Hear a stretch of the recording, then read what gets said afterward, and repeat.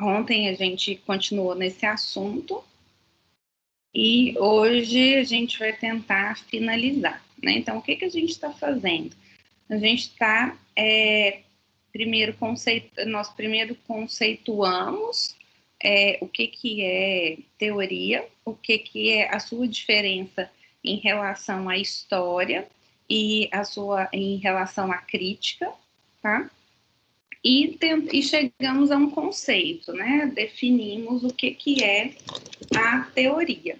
E aí nós estamos falando, então, sobre essa importância da teoria dentro do campo da arquitetura, como que ela surge, né, de uma forma a também autorizar o processo de projeto, né? Ela nos dá, ela está relacionada a todo o processo de conceituação, de regras, de normas, né, o conjunto, no fundo é o conjunto de conhecimentos necessários ao arquiteto, né, para poder, e que são sistematizados para poder orientar a prática projetiva do arquiteto, né, e é importante a gente saber que esses conceitos o que é valorizado, né, para a prática de projeto e o que faz com os conceitos que estão relacionados à forma como o arquiteto pensa o espaço, pensa o edifício, né, o que ele vai privilegiar nesse processo de concepção, tanto do espaço quanto da obra edificada. Esses conceitos e esses valores, eles mudam a cada período, né? Então, como eles mudam a cada período, eles são e por que eles mudam, né, a cada período histórico? Porque eles são influenciados pelos problemas da sua época. Então, isso também está diretamente relacionado com a história, né, com o conceito. Então, a gente viu como é que a preocupação com a teoria surgiu na Antiguidade Clássica, sobretudo com o personagem do Vitrúvio, né, numa tentativa de definir o que era a arquitetura ideal, o que ele chama de boa e bela arquitetura, relacionado com o pensamento filosófico da época, e numa tentativa também de valorizar o trabalho de arquitetura, valorizar o papel do arquiteto, né? Depois a gente viu como que no Renascimento existiu um importante processo de teorização também, com a escrita de vários tratados, com um objetivo muito similar ao objetivo da Antiguidade Clássica, que era, então, elevar o status, né, da prática arquitetônica e a função do arquiteto, né? Diferenciar o arquiteto em relação a outras artes e outras práticas, principalmente diferenciar o arquiteto só do construtor, né? Valorizar essa arquitetura, mostrar que essa arquitetura era uma ciência também, que era um saber científico, né, um saber intelectual tão importante quanto filosofia, literatura, medicina e outras práticas, né, e tentar definir todo esse conhecimento necessário para a prática arquitetônica, a prática do projeto, né, que é definir as normas, as regras que eram necessárias para esse fazer da bela arquitetura. Depois a gente viu ontem essa teorização no século 17 e 18, que é o que a gente chama, que é o período que a gente vai chamar de iluminismo, né? E aqui a gente tem essa teoria da arquitetura muito voltada ao processo de ensino da arquitetura. Então, a organização agora da prática de ensino de arquitetura dentro dos moldes, dentro da universidade, e então dentro das academias, das escolas e das universidades, visando um ensino profissionalizante, né? E, nesse sentido, é preciso que eu sistematize o conhecimento o que se pensa sobre arquitetura, né? E aí isso vai ser sistematizado novamente em formas de tratados e textos, e de disciplinas também, né? Que vão ser ensinadas agora dentro da academia. E aí, então a gente viu esse processo de tornar o conhecimento arquitetônico uma ciência, uma disciplina e, consequentemente, uma profissão também, tá? Hoje a gente vai ver o que acontece na teoria, então acho que deu para dar uma revisada, né, no que a gente viu até agora, para vocês não ficarem aí perdidos. Então, acho que duas coisas importantes da gente sempre ter em mente. O que a gente fez? Conceituou o que é teoria, então tudo que está voltado ao pensamento sobre arquitetura, sobre o conjunto de saberes e conceitos necessários para a gente realizar o projeto, né? E isso é colocado sempre de forma escrita, né? Então, em forma de texto. Oi. Só te interrompendo, a senhora está compartilhando a tela? É porque não está aparecendo nada. Não está aparecendo nada para ninguém, não? Não, acho que não. Ixi, ai, deve ter caído aqui. Para mim também não, professora. Tá aparecendo gente. você. Desculpa, gente, é que sumiu a tela. Não tem nada, não. Não, mas não tem problema, que eu não tinha passado nada de slide. Eu só estava aqui falando mesmo. Bom. Acho que eu mexi em alguma coisa e descompartilhou. Desculpa, não tinha visto, gente. Obrigada por avisar. Agora apareceu. Apareceu. Bom, então vamos lá. Então, duas coisas para a gente ter em mente que são importantes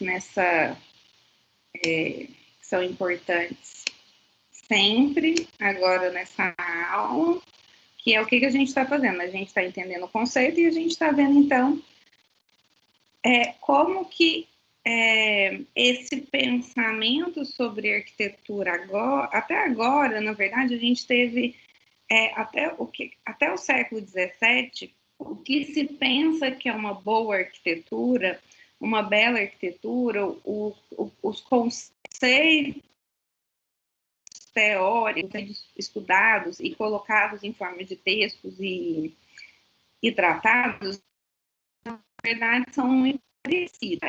O que se pensa sobre arquitetura é muito próximo, né? Durou muito tempo, né, essa forma de pensar o que era uma boa arquitetura. Por quê? É derivado ainda do conceito dos conceitos gregos, né? E estão relacionados a os momentos teóricos importantes foram, então, até agora, a Antiguidade, o Renascimento e o Iluminismo. Todos esses três períodos, eles são períodos de matriz clássica, né? Ou seja, eles retomam como ponto de origem e como autoridade de conceito e pensamento o pensamento que deriva da origem da filosofia clássica, né? Então, a gente viu no Renascimento essa volta ao pensamento clássico, a valorização da arquitetura greco-romana, e no Iluminismo a mesma coisa. Então, até o Iluminismo, que na arquitetura vai ser o período que a gente chama de neoclássico, né? Houve uma semelhança, né? Uma certa continuidade na teoria, né? Nessa conceituação do que é um bom espaço, do que é uma boa arquitetura, de qual as normas estéticas que eu devo utilizar, tá? Então, até esse período, a gente tem muito a conceituação da arquitetura pautada na importância da geometria clássica, né? E da beleza clássica. A partir de agora, né? A partir, na verdade, do final no desdobramento, né, da arquitetura do neoclassicismo e a entrada para o movimento moderno, o que se pensa sobre a arquitetura, sobre o espaço, vai começar a mudar um pouco, tá? Por quê? porque há uma mudança de paradigma muito brusca nessa época, né? Então, há uma mudança muito forte de conjuntura, né? Do período, então uma outra realidade social agora, uma outra realidade econômica, uma nova realidade política que vai se pautar a partir da passagem do século XIX para o século XX, que vai ser esse período que coincide com o movimento moderno, e agora a gente tem uma mudança também muito forte no que vai ser pensado sobre arquitetura, quais as qualidades desse espaço, tá? Há uma continuidade, né, no sentido que se continua valorizando a razão e a geometria e a técnica, por exemplo, mas vai haver uma mudança de linguagem muito forte, tá? Que é agora essa passagem para o movimento moderno. Bom, então vamos lá. Agora a gente começa a ver uma mudança mais clara sobre o que se pensa sobre arquitetura e vamos ver como é que essa teoria apareceu, então, no movimento moderno, tá? Então, o que foi o movimento moderno na arquitetura? Então, uma nova expressão da arquitetura. Na verdade, essas ideias sobre arquitetura, essas mudanças na arquitetura, elas se iniciam, elas são graduais, tá? Elas vão, essa mudança, ela não é brusca, assim, de um dia para o outro, essa arquitetura modificou, tá? Há uma passagem gradual entre esse neoclássico e essa nova arquitetura, que é a arquitetura moderna, por exemplo, de arquitetos como Gropius, Le Corbusier, Mies van der Rohe, que vocês conhecem aí como grandes nomes da arquitetura, tá? E que vinha, né, aparecendo na arquitetura diante desse problema aqui, que são essas mudanças mesmo derivadas da industrialização e da urbanização, tá? Então, o que acontece? Na verdade, a revolução, isso está diretamente relacionado ao desenvolvimento dos acontecimentos históricos, tá? Porque a Revolução Industrial, ela é o marco dessa mudança na arquitetura e desse pensamento sobre arquitetura, tá? E a Revolução Industrial começa no final, na passagem do século XVII para o século, na verdade, no início do século, meados do século XVIII na Inglaterra, tá? Então, 1700 e alguma coisa, tá? E esse processo de industrialização na Europa vai demorar ali uns 2 séculos, né? Porque a gente tem, não sei se vocês lembram das aulas de história, a gente tem a primeira Revolução Industrial, que acontece na Inglaterra, com a utilização do carvão, né, como fonte de energia e o desenvolvimento dos motores, do motor a vapor, né? Então, toda aquela questão relacionada à indústria têxtil e tal, né, na Inglaterra. E depois a gente vai ver a segunda Revolução Industrial, que já é na passagem do 18 para o 19, em outros países europeus e chegando também às Américas, né, com os Estados Unidos. Então, a gente tem um processo um pouquinho demorado para essa industrialização se efetivar, ok? E aí, nesse processo todo, a gente vai ver também uma transição um pouquinho lenta do que acontece na arquitetura, tá? Então, durante a primeira Revolução Industrial na Inglaterra e o início da segunda Revolução na Europa, a gente ainda tem acontecendo aquela arquitetura neoclássica, tá? Depois, com o tempo, essa arquitetura neoclássica, ela vai se transformando no que a gente chama de arquitetura eclética, tá? Porque, aos poucos, os arquitetos não vão só pegar como referência a linguagem da antiguidade, mas outras referências históricas também. Então, em alguns momentos vão aparecer neogótico, né, que é uma retomada da linguagem gótica, neobarroco, que é uma retomada do barroco, e essas coisas vão aparecer na arquitetura de forma misturada, tá? Existem dois tipos de ecletismo, tá? O que significa eclético? Eclético é uma mistura, né, das coisas, uma convivência ao mesmo tempo de coisas diferentes, tá? Existem dois tipos de eclético. Existe o eclético que escolhe uma só referência arquitetônica para poder fazer um edifício, que é o caso do neogótico, por exemplo. Eu faço um edifício e eu tomo como referência ele todo a linguagem gótica. Ou então existe um eclético que é algo novo, que mistura elementos de ornamento e de linguagem de várias arquiteturas. Então, eu misturo vários tempos, né, naquele meu edifício, tá?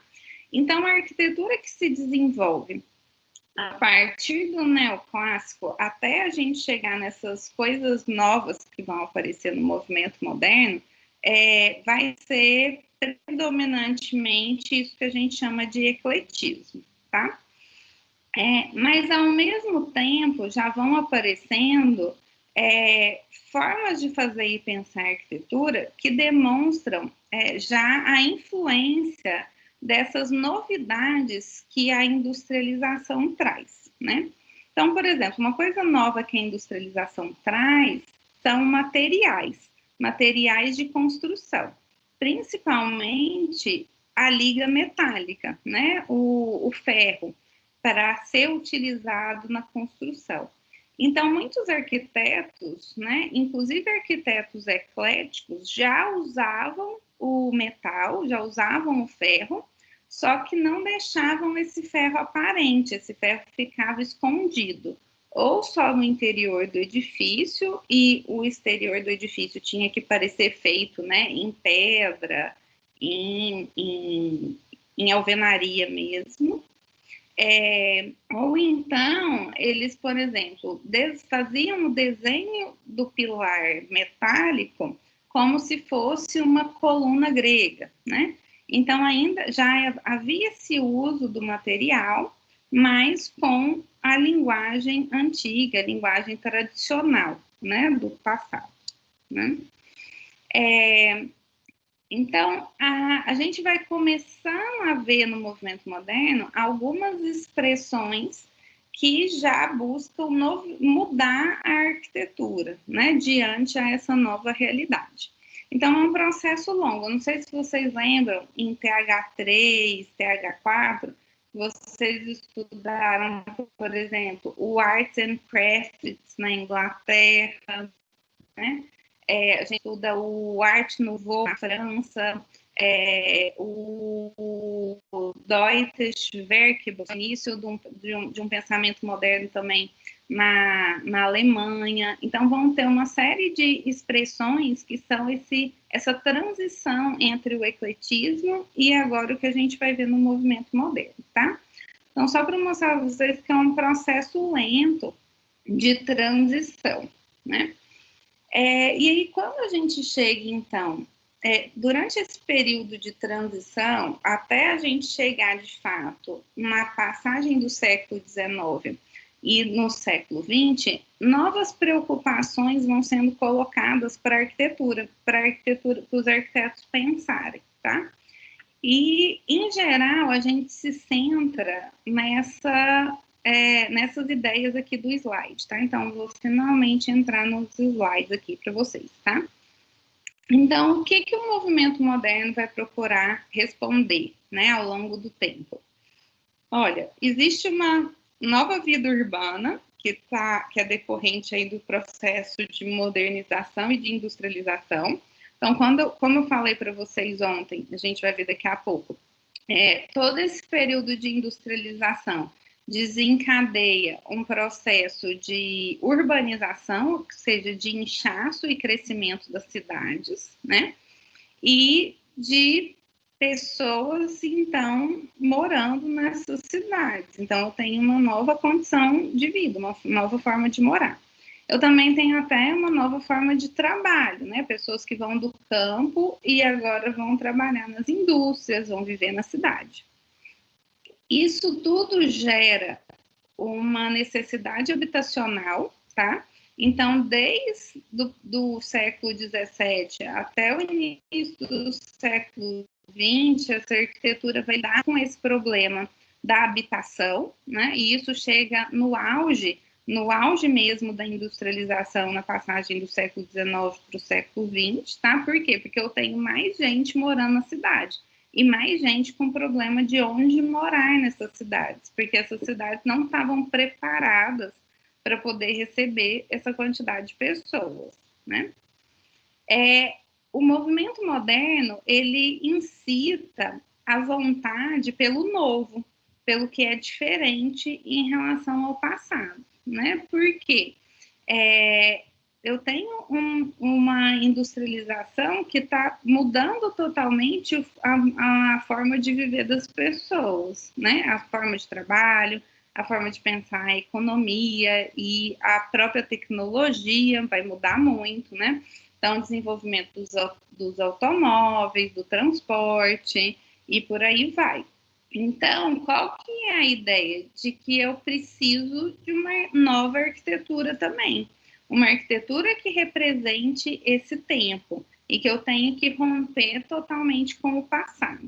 Então, existe a ideia dentro do movimento moderno de fazer tábula rasa com a história, né? Eu não sei se vocês já ouviram essa expressão, o que significa tábula rasa. Já ouviram o que significa isso?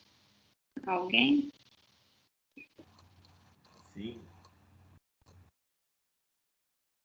O que é? Quer explicar? Bom, eu acho que seria meio que uma negação, tem um princípio negacionista do passado, assim, tipo, tem bastante fundamento na filosofia mesmo, assim, né, daquela ideia da coisa inata, assim, de ser uma coisa a partir do zero. Parte desse lance da terra arrasada modernista também, eu acho. Isso é uma tentativa de romper totalmente, né, com o que existe no passado. Então, essa expressão tábula rasa vem do uso antigo, né, de você pegar tábuas de madeira para poder escrever. E aí eu precisava reaproveitar, né, essas tábuas, essas tábuas de madeira. Então, o que eles faziam? Apagavam, lixavam o que estava escrito antes, né? E aí, para poder escrever de novo. Então, tem muito essa noção de terra arrasada mesmo, né? Que o Raul citou, inclusive em relação à cidade, né? A gente vai ver as reformas que se fazem, o pensamento das cidades, que vai aparecer aqui no movimento moderno, é justamente esse. Alguns arquitetos até preservam o edifício, mas o traçado urbano, né, ele era considerado irrelevante. Então, eu passo mesmo ali uma máquina, derrubo o que não é importante para poder fazer o novo, para poder pensar uma nova história, né, uma nova arquitetura. Então, há essa ideia de que o passado morreu e que o passado não importa, né? Mas a gente tem que tomar um cuidado que essa negação do passado pela qual o movimento moderno ficou conhecido não é todo o passado da arquitetura. As lições da antiguidade clássica, as lições do Renascimento, até as lições do neoclássico permanecem entre os arquitetos modernos, né? Então, a gente vai ver que na arquitetura moderna tem muito ainda de uma geometria que é derivada mesmo do classicismo, né? Então, essa ideia de ruptura com a história do movimento moderno, ela é seletiva. Com que exatamente que eles queriam romper? Com a cidade antiga, né? Então, principalmente quando a gente entra no urbanismo, essa cidade antiga, essa cidade medieval, de origem medieval, eles querem mesmo, né, deixar para trás, Mas na arquitetura, eles estão rompendo com isso que a gente chamou de ecletismo, né? Esse ecletismo burguês do século XIX mesmo, que é essa arquitetura que misturava, né, várias épocas, né, várias referências do passado, tá? E querem substituir esse tipo de arquitetura por uma arquitetura que expresse ainda mais a racionalidade industrial, tá? O que é essa razão moderna? Então, a importância do racionalismo na arquitetura e do funcionalismo na arquitetura, como eu falei para vocês, se iniciou, né, lá no final do Renascimento, chegou no auge, né, durante o Iluminismo, e aí a gente vai ver isso continuando a ser um dado conceitual importante na arquitetura moderna, tá? Então, a arquitetura expressar razão, expressar racionalidade, continua sendo muito importante no período moderno. E, de certa forma, todo o pensamento e a teoria da arquitetura desse período se concentra em torno dessa ideia de funcionalismo, tá? Então, a maioria dos escritos dos arquitetos, dos textos que derivam dos encontros, dos congressos, né, vão partir dessa ênfase, desse foco no desenvolvimento de uma arquitetura funcional e racional, tá? Como que se expressa a funcionalidade na arquitetura moderna? Com essa noção, então, de funcionalismo mesmo, né, de que a arquitetura deve ser funcional, pensada para o uso do homem e das funções necessárias para as atividades que vão acontecer dentro do edifício. Então, se discute muito nesse período, na teoria da arquitetura moderna, sobre a casa, né, sobre o habitar. Como que a casa se torna o mais funcional possível. Bom, sabem aqueles livros, né, aquele livro gigante do Neuffer, que vocês já devem ter visto na faculdade, que é de ergonomia, aqueles estudos das medidas humanas, né, para poder, por exemplo, a medida certa de um armário alto da cozinha para eu poder abrir, né, de uma forma confortável, né? Então, esses estudos de ergonomia das medidas do homem para a medida do mobiliário, para as medidas mínimas do espaço da casa, né? Eles surgem nesse período, né? Então, vocês já viram, né? Esses livros, esses estudos de ergonomia, a gente usa eles diariamente, né? Na nossa prática de projetos, né? Não sei se você também, algum professor já falou para vocês, por exemplo, quando vocês estavam fazendo o projeto de uma cozinha, e que a gente fala assim, olha, o ideal é você fazer o layout da cozinha em triangulação, né? O que é isso? Você coloca, você tenta formar um triângulo entre os pontos da cuba, da pia, do fogão e da geladeira. Por quê? Porque você tem uma rota do preparo do alimento. Você tira o alimento da geladeira, aí você vai e higieniza ele, prepara e depois você leva para o fogão, né? Então, esse pensamento, coisas muito simples, assim, que são cotidianas, que a gente faz na prática do projeto, tem origem aqui, né? Então, isso é legal da gente saber. Então, existe um projetinho que chama Cozinha de Frankfurt, tá?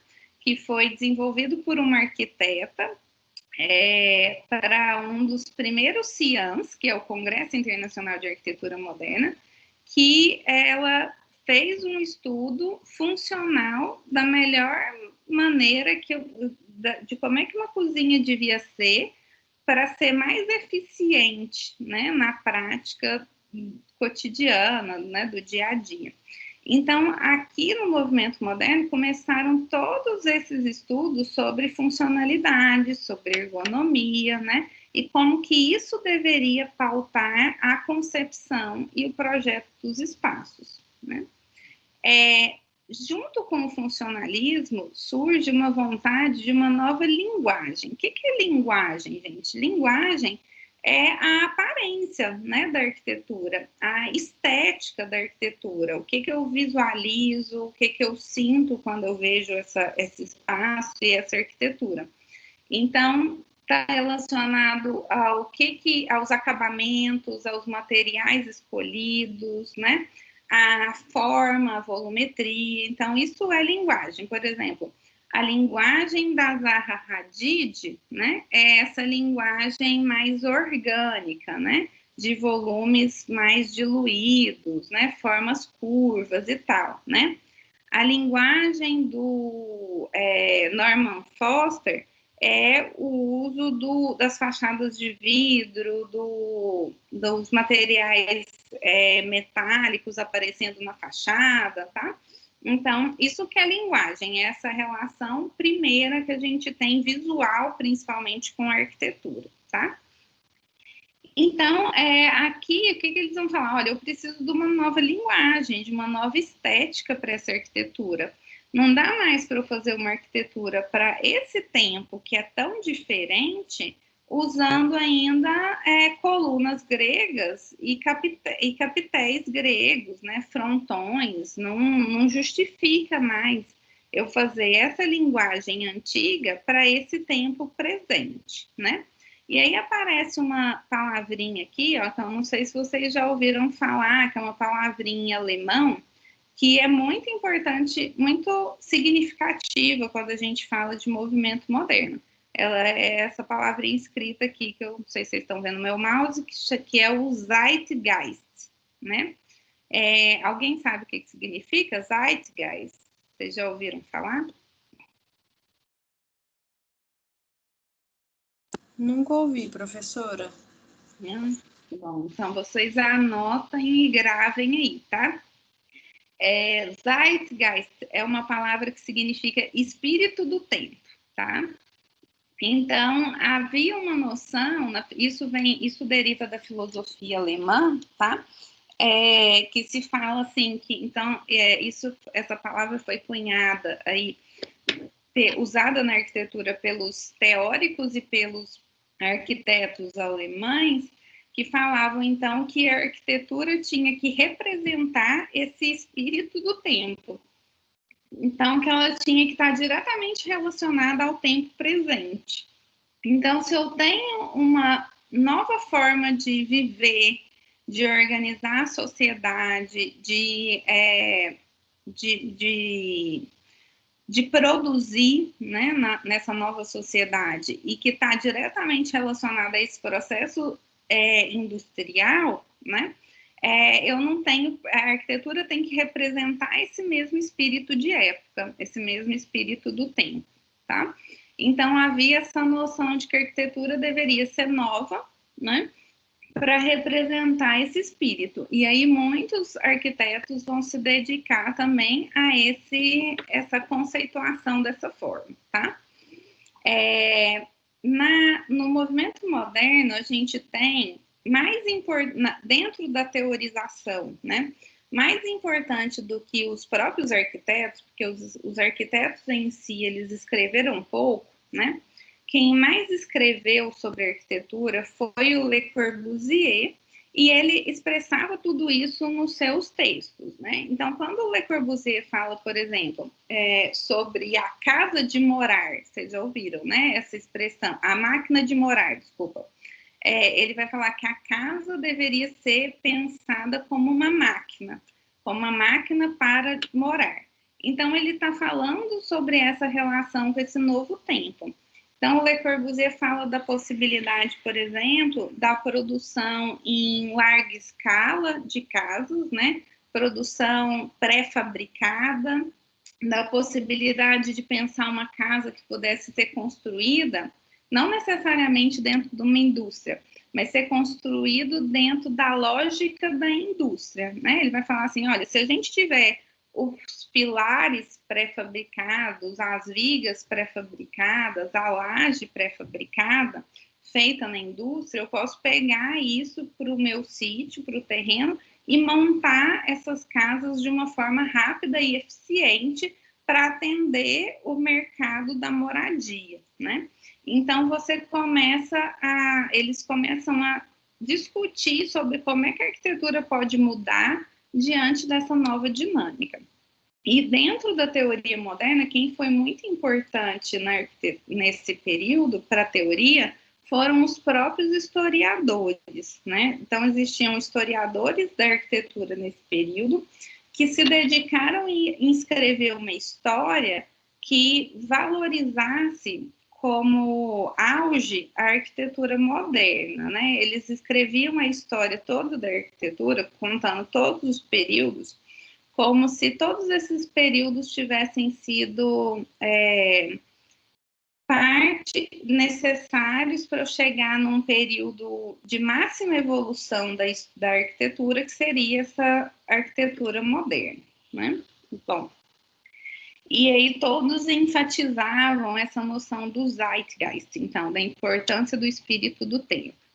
E aí uma última coisa que expressa essa racionalidade e essa funcionalidade moderna é a questão dos materiais e da tecnologia, né? Então, eu tenho novos materiais agora que a industrialização e os avanços tecnológicos permitiram, como então as ligas metálicas, que vão permitir, né, o uso da estrutura metálica, o próprio concreto armado, né? Então, a ideia de eu fazer essa mistura entre a armação metálica e o cimento para gerar, então, essa tecnologia do concreto armado. Isso já surgiu aqui, né? Durante o próprio ecletismo já usava concreto armado em alguns casos. E aí, então, isso... o que eles vão falar? Olha, isso pede uma linguagem própria, né? Então, qual que é a forma ideal para eu trabalhar esses materiais? Não justifica eu moldar, né, um concreto em forma de coluna grega. Isso não dialoga com o material, né? Então, qual que é a forma mais eficiente, por exemplo, para um pilar de estrutura metálica? São os perfis, né, que vocês estudam lá em estrutura. Então, o perfil em I, ou um perfil em cruz, um perfil em H, né? Então, esses perfis são mais eficientes estruturalmente. Então, é melhor eu aproveitar essa estética do perfil, né, em H ou do perfil em I para a minha arquitetura. Então, é essa relação de como é que uma nova estética surge, uma nova linguagem surge, respeitando as características dos materiais, né? Então, explorar o vidro, né, que é um material também que vai se desenvolver, uma tecnologia que vai se desenvolver na época, tá? Então, a gente tem todo esse processo de explorar esteticamente esses materiais, tá certo? Bom, então, isso é a primeira, o mais importante para a gente entender a arquitetura moderna, tá? Então, a arquitetura moderna, né, funcionalista, fica conhecida sobretudo por essas duas ideias principais: a importância do repertório tecnológico construtivo e a noção de que eu preciso romper com a tradição e a história para poder, então, valorizar o que? O Zeitgeist, né? O tempo presente e as novas tradições, digamos assim, tá? Bom, passando para frente, o que a gente vai ter de mais importante, que eu comecei a falar para vocês ontem, na teoria da arquitetura desse período. Então, como eu falei para vocês, em termos de estudo da arquitetura em si, a gente vai ter poucos escritos. A gente vai ter o Le Corbusier como um dos principais teóricos da arquitetura do período, e começam já, a partir já no próprio século XX, se iniciam os CIANs, né? Vocês lembram, vocês já estudaram os CIANs, que são os Congressos Internacionais de Arquitetura Moderna, que são aqueles encontros de vários arquitetos uma vez por ano, né? Então, no primeiro momento eles se encontravam em tempos espaços mais curtos de tempo, depois isso fica um pouco mais distante, mas nos CIANs eles discutiam arquitetura e isso resultava em cartas e documentos que teorizavam, então, sobre arquitetura, né? Fora isso, o que a gente vai ter de mais importante dentro de teoria da arquitetura, então, vai ser o quê? A teoria do urbanismo, a teoria sobre a cidade, né? Por quê? Esse período moderno marca o nascimento do urbanismo como uma disciplina que é afim à arquitetura, mas que também tem as suas características próprias e particulares, né? Então, ela vai diferenciar um pouco o urbanismo da arquitetura, vai ser o nascimento dessa disciplina nova, né, que é o urbanismo, mesmo que ela ainda esteja ligada à arquitetura, né? E é a partir daí que você passa também a ter essa preocupação em formar não só o arquiteto, mas o arquiteto e urbanista, né? Então, vocês vão sair aí com um diploma de arquitetura. O diploma de vocês é de arquiteto e urbanista, vocês não são só arquitetos, né? Então, esse surgimento da disciplina do urbanismo nasce aqui no movimento moderno, em um processo também longo, que data do início da industrialização, tá? Então, vamos só falar um pouquinho disso hoje. Então, o que é o problema principal? A industrialização, a gente já vem falando isso, vai ter como consequência a urbanização, né? Então, a Revolução Industrial, que começa no século XVIII na Inglaterra, né? E no século XIX no restante da Europa, vai ser seguida por um impressionante crescimento demográfico das cidades, tá? Uma drenagem dos campos, né, em benefício a um desenvolvimento urbano nunca visto antes, né? Então, um inchaço muito grande das cidades, tá? Só para vocês terem uma noção, deixa eu aproximar aqui um pouco para ficar maior aí para vocês. Bom, olha, vamos ver os números, tá? Porque é realmente impressionante como que esse crescimento se dá num período muito curto de tempo. Então, olha só, Londres, em 1801, tinha 864.845 habitantes. Passou para 4 milhões, né, 200 e tantos aqui, num período de 90 anos. Né? Então, é um salto grande. E de, olha, 1891 para 1901, ou seja, 10 anos, você já tem um crescimento de 2 milhões, né? Porque você passa para 6,5 milhões. Então, é muito tempo, é muita gente, muito rápido, né? Isso não corresponde, né, a uma adequação da cidade para receber tanta gente de repente, né? Então, junto com isso, né, o número de cidades mesmo inglesas com mais de 100 mil habitantes passou nesse período de 2 cidades para 30, né? Por quê? Eu tenho todo aquele processo de que cidades começam a surgir em torno de indústrias, né? Então, por exemplo, Manchester é uma cidade nova, né? Nesse período, ela surge em torno das indústrias que foram implantadas no local, né?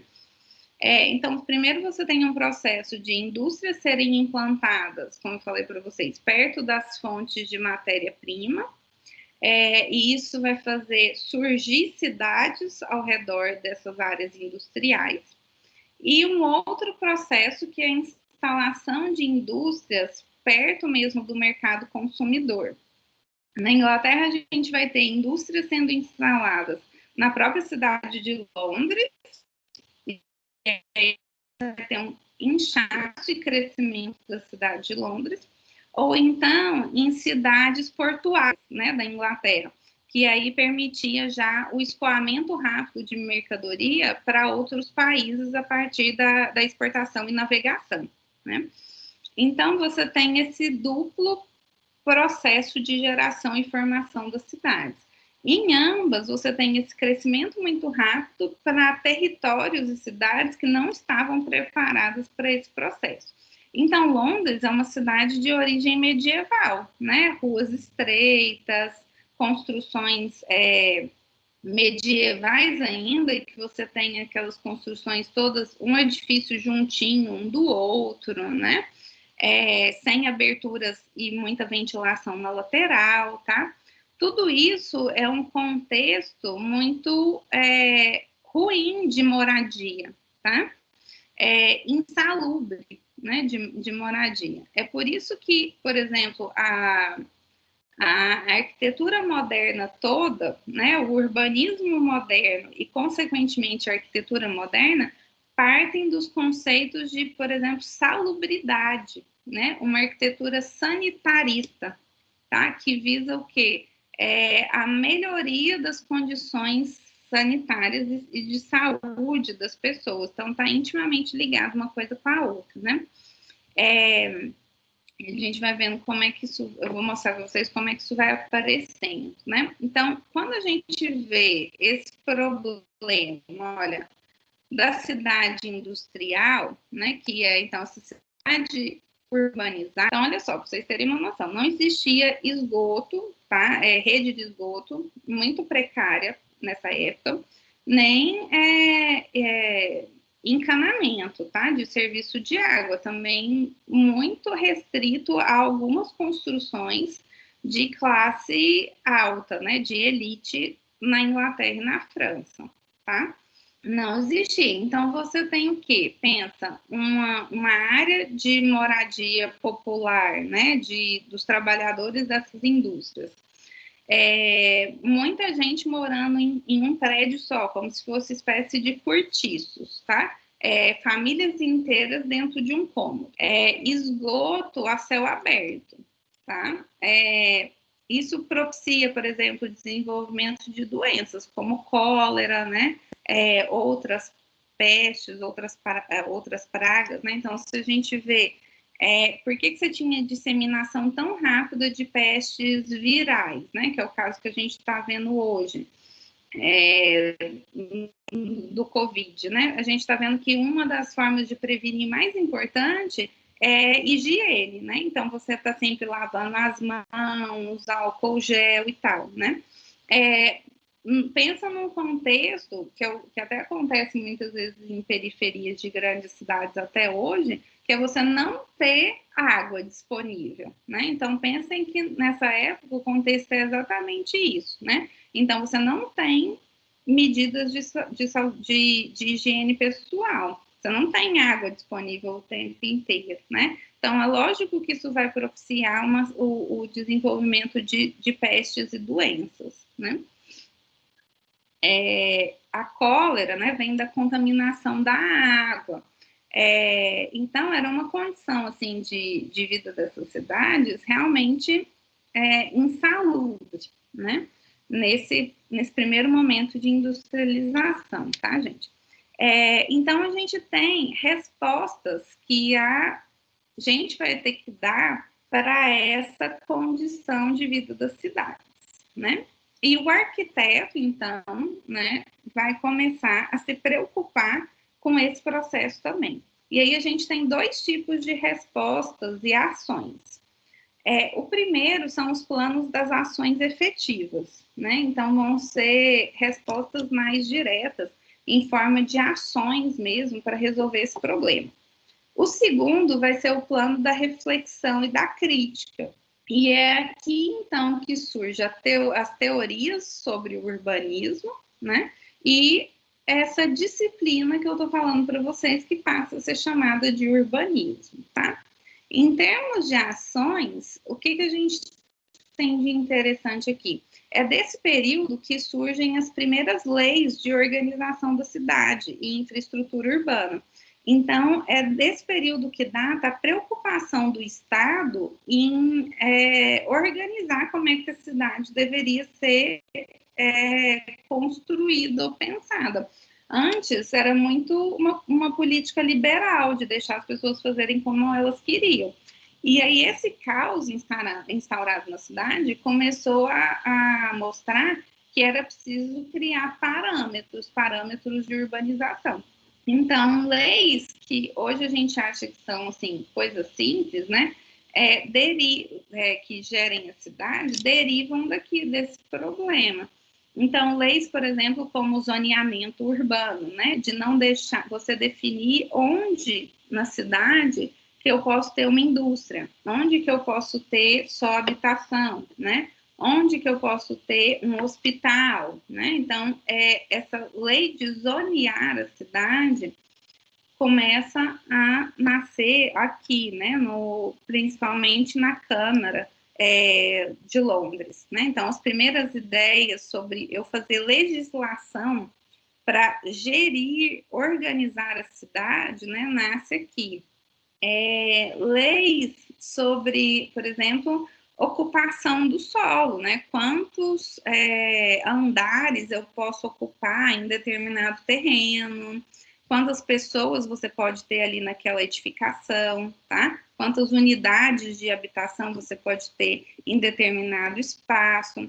Leis de afastamento, né? Então, assim, todos vocês já sabem que na nossa legislação de zoneamento, né, de uso do solo, então, todo mundo que, quando vocês começam um projeto, uma das primeiras coisas que a gente faz é pegar o uso do solo, né? O que o uso do solo vai falar para vocês? O que é permitido naquele solo? O que é permitido naquela área, né?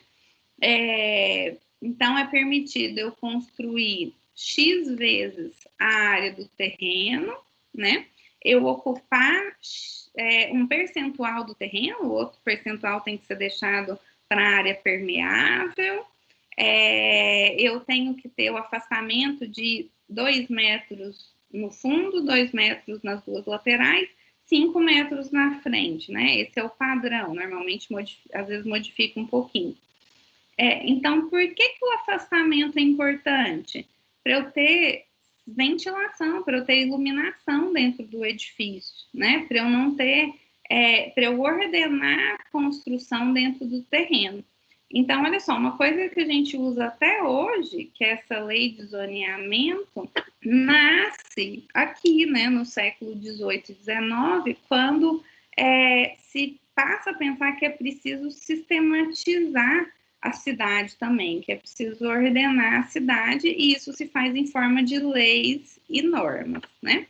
Então, é o início dessa concepção de responsabilidade pública do Estado com a cidade, tá? Então, essas são as primeiras ações diante da cidade, e as ações mais conhecidas são aquelas reformas urbanas, que vocês já ouviram falar, das reformas de Paris, né, que são feitas pelo famoso Barão de Haussmann, né, que é aquele barão que vai ser o gestor, ele é prefeito da cidade de Central de Paris, e depois ele é um gestor público importante que vai abrir as grandes avenidas, né, em Paris, que vai fazer lá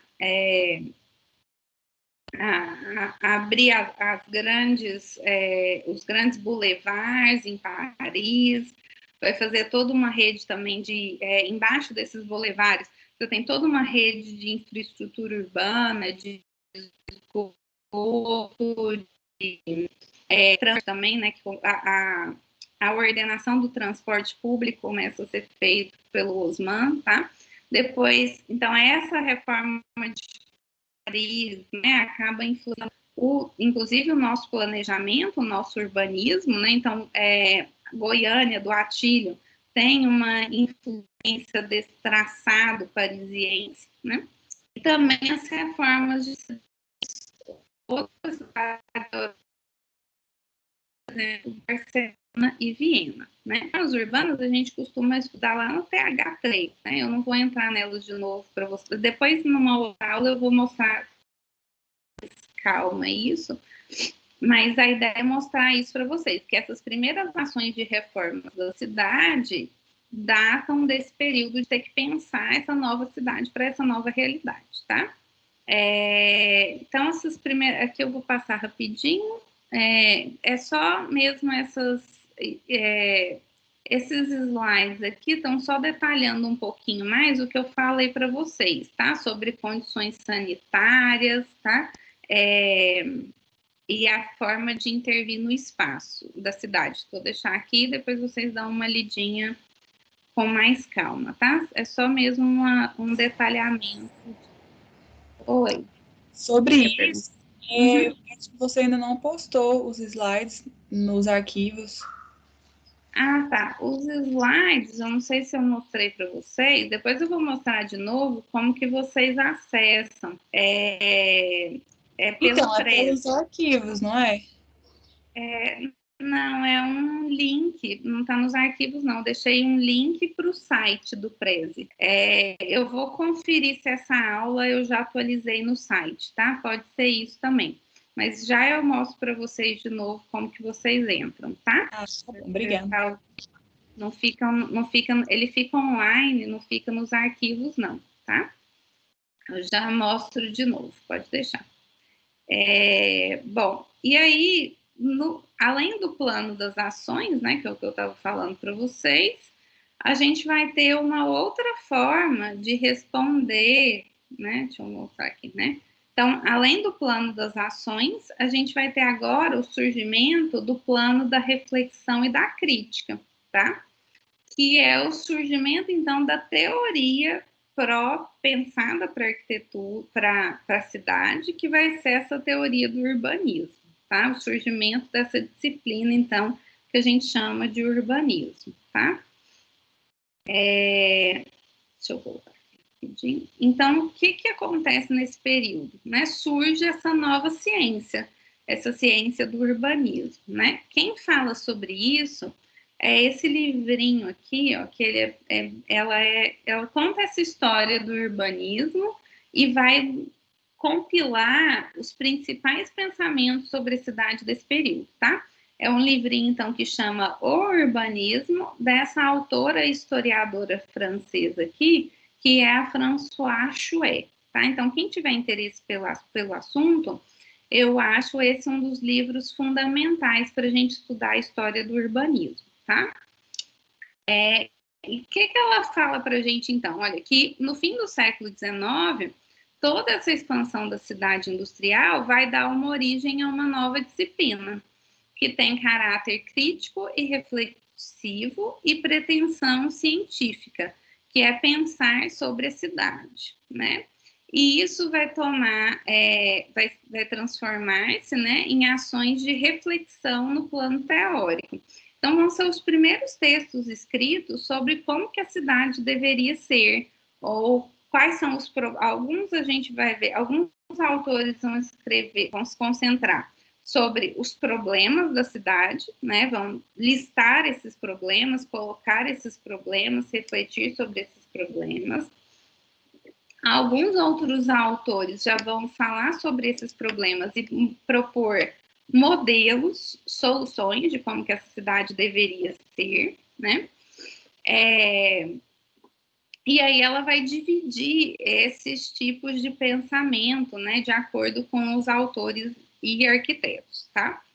Ela vai falar que existe uma etapa anterior que se chama pré-urbanismo, ou seja, já existia algum pensamento antes, mas sem a sistematização como uma nova ciência, e uma série de modelos. Esse pré-urbanismo são alguns modelos mais gerais e obras generalistas, né, de filósofos, sociólogos, historiadores, que não necessariamente apresentam soluções para como é que a cidade, soluções de projeto e modelo formal de como a cidade deve ser, mas só listam os problemas e as dificuldades com a cidade, tá? A partir do momento que eu tenho um arquiteto que se dedica, né, por exemplo, e a gente tem aqui esses nomes principais, que vão ser Tony Garnier, Walter Gropius e o próprio Le Corbusier, esses arquitetos aqui, eles se dedicam a teorizar a cidade e eles vão fazer desenhos, projetos, especulações espaciais e formais de como que essa cidade deve ser e como solucionar os problemas dessa cidade em forma de projeto. A partir daí eu tenho urbanismo, porque eu tenho essa junção de teorização, pensamento científico sobre a cidade e desdobramento disso em forma e projeto, tá? Antes de eu ter projeto, eu tenho o que ela chama de pré-urbanismo, que são especulações sobre a cidade, tá? E aí, nesse pensar sobre a cidade, o interessante é que ela faz uma classificação aqui de que existem duas alternativas que nesse período se coloca para a cidade, tá? A primeira alternativa é acatar todas essas transformações que a indústria promove e pensar numa cidade mais futurística, que se absorva mesmo todas essas transformações. Então, é esse modelo que pensa as grandes avenidas para o automóvel, construções em larga escala, né? Zoneamento dessa cidade com a clareza funcional, que é o próprio modelo da cidade do Le Corbusier, e que é um modelo que se traduz, por exemplo, em Brasília, tá? Da cidade funcional, com grandes avenidas, carro, pensando na alta velocidade dos automóveis, tá? Então, esse modelo que olha para o futuro, né? E que encara essa industrialização como algo positivo, é um tipo de modelo de pensamento urbano que é chamado de progressista. Por outro lado, essa busca, essa reflexão dessas mudanças muito grandes vão fazer com que outros autores, ao invés de ter um pensamento progressista e de inovação e mudança, olhem com nostalgia para as formas de vida do passado, principalmente as formas de vida no campo, né? E os modos de vida antigo, que datam do período pré-industrialização, antes da industrialização. Esses arquitetos e teóricos do urbanismo desse período vão trazer ideias como, por exemplo, o Ebenezer Howard, da cidade jardim. Então, vocês já ouviram todos falar da cidade jardim, né? Que é aquela ideia de cidades menores, organizadas em torno de uma vegetação ou áreas de campo, né? Que a gente vê também um reflexo disso em Goiânia. Então, todos vocês sabem também que o setor sul ele é um modelo de urbanismo baseado no pensamento da cidade-jardim, né? Então, existem, só para a gente ter essa noção de que surgem duas formas de pensar, principais de pensar a cidade. Uma que vai aceitar as transformações progressistas da industrialização e outra que vai mesclar as ideias de funcionalidade racional com um modo de vida anterior ao processo de industrialização, modo de vida no campo, ou modo de vida na cidade antiga, antes dela ser industrializada, tá? Existem outras formas de crítica, que elas chamam de sem modelo, que é feita, por exemplo, por filósofos, não necessariamente por arquitetos e urbanistas, que vão fazer essa crítica sobre a cidade moderna, sobre essa cidade industrializada, mas não apresentam solução de modelo, né, projetivo, como eu falei para vocês, né? E também ela cita o anti-urbanismo americano, né, que vai só atacar a cidade e que também continua sem modelo de substituição. Bom, isso aqui depois, né, quem tiver mais interesse, eu posso falar um pouquinho sobre isso, além da indicação do livro, né? Mas é só para vocês terem uma noção de que o que é importante aqui nesse contexto dessa aula é que surge aqui desse período esse pensamento sobre a cidade, uma teorização sobre a cidade, e dentro do âmbito da teoria, essa é a maior realização do movimento moderno. Tá? Então, quando a gente fala de teoria de arquitetura, uma das maiores realizações do movimento moderno são os textos sobre a cidade. E esse surgimento, então, dessa nova disciplina que é o urbanismo. Tá? Então, só para a gente finalizar, o que ela fala, né? Que o que é a expressão de ordem, que é esse processo todo de industrialização e urbanização rápida, que levou uma desordem da cidade, suscitou, né, chamou que as pessoas olhassem para a sua antítese, que é a ordem, né? Então, assim, a gente vai ver surgir nesse período, opor-se a essa pseudo-desordem da cidade industrial, propostas de ordenamento urbanos livremente construídas, substituídas por uma reflexão que se desdobra, né, no imaginário, então, dos arquitetos sobre o espaço da cidade. Por não poder dar uma forma prática ao questionamento da sociedade, a reflexão situa-se inicialmente, né, no campo da utopia, ou seja, algo imaginável que demora um pouquinho, né, para ser realizado, e orienta-se segundo duas direções fundamentais do tempo, né? Então, como falei para vocês, passado e futuro, para tomar as formas da nostalgia ou do progressismo. Então, eu tenho modelos de urbanismo que vão aceitar o progresso e modelos de urbanismo que vão ser mais nostálgicos, né, como a cidade-jardim, que visam um olhar um pouco mais para as formas de vida do passado, tá? Então, isso caracteriza inicialmente essa disciplina do urbanismo, tá? Nesse período. Bom, então, gente, eu vou encerrar aqui hoje. Deixa eu mostrar para vocês, que aí amanhã a gente já finaliza rapidinho falando aqui do pós-modernismo, tá? Deixa eu só mostrar, então, para vocês como que acessa as aulas de novo, porque acho que mostrei só no primeiro. Na primeira aula. Só um minutinho. Dúvidas, gente, sobre o conteúdo da aula de hoje? Querem perguntar, falar alguma coisa?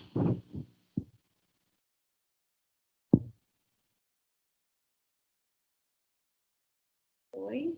Alguém?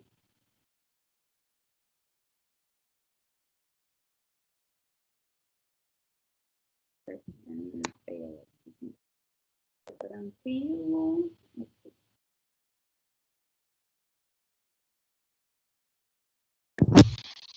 Bom.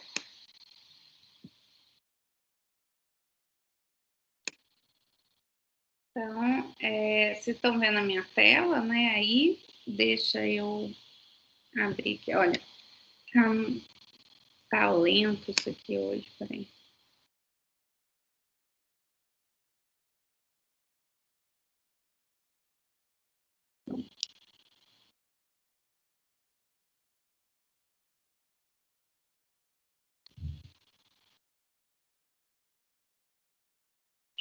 Bom, gente, aqui, ó, dentro da equipe, aqui eu coloquei aqui, vocês olham, venham aqui tem então as postagens, arquivos, anotações, tarefas, etc. Tem esse mais um aqui, ó. Vocês clicam e eu deixei esse link, ó, Preze Aulas, tá? Esse aqui é um link direto para o site, aqui, para o site onde estão as minhas aulas, tá? E aí aqui tem todas as aulas. Essas daqui ainda são as do semestre passado. Mas à medida que eu vou, antes de cada aula, eu dou uma atualizada nelas, às vezes, e já atualizo aqui, tá? Essa primeira aula, deixa eu ver se ela tá aqui, pode ser que eu ainda não tenha postado aqui, não tá aqui, aula 1 e 2. Vamos ver.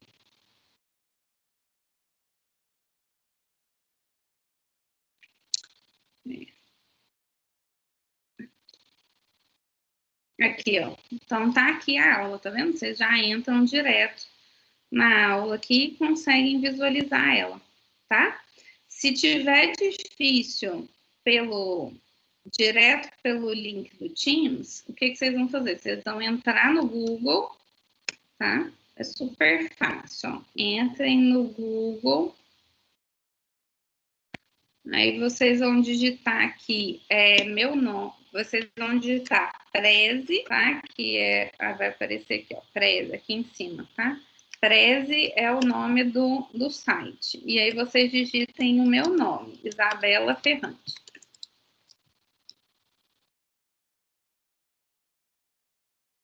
Aí aqui vai direto, tá? Primeiro link que aparece aqui para vocês no Google, tá? Então, se tiver difícil direto pelo Teams, entrem pelo Google que vocês acham todas as aulas, tá certo? Infelizmente, gente, não dá para baixar, tá? É só online mesmo, porque o Prezi, como ele é uma plataforma pública, se eu deixo disponível para vocês baixarem, alguém pode pegar o meu slide e usar ele, modificar ele, tá? Então, eu não deixo aberto para o download por causa disso, tá? Porque para resguardar a minha produção, tá? Então, mas vocês conseguem dar print na tela, eu acho, para poder depois estudar, tá certo? Deu para entender, então, como é que acessa? Tá. Eu ainda estou devendo para vocês, deixa eu só antes de eu encerrar a reunião, eu ia postar o plano de ensino hoje com o cronograma, mas eu precisei fazer uma modificação nele, porque eu tinha fiz um erro lá no cronograma, tá?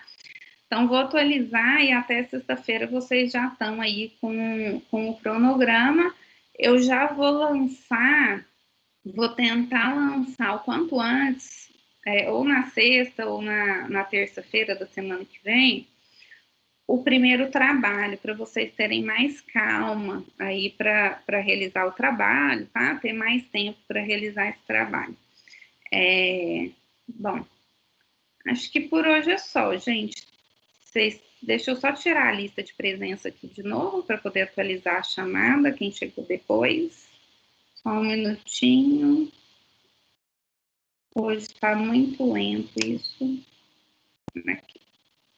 Então, não saiam ainda, deixa eu só baixar a lista. Perguntas, gente? Dúvidas?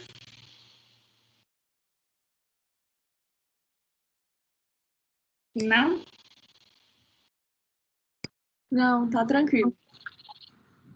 Então, tá bom. Então, vocês estão liberados por hoje. Obrigada pela atenção e até sexta-feira, então. Tá legal? Valeu, professora. Até. Tchau. Deixa eu parar a gravação. Depois eu ensino para vocês, na próxima aula, o acesso às aulas gravadas, tá? De uma forma mais fácil. E também Tá. Professora? Oi.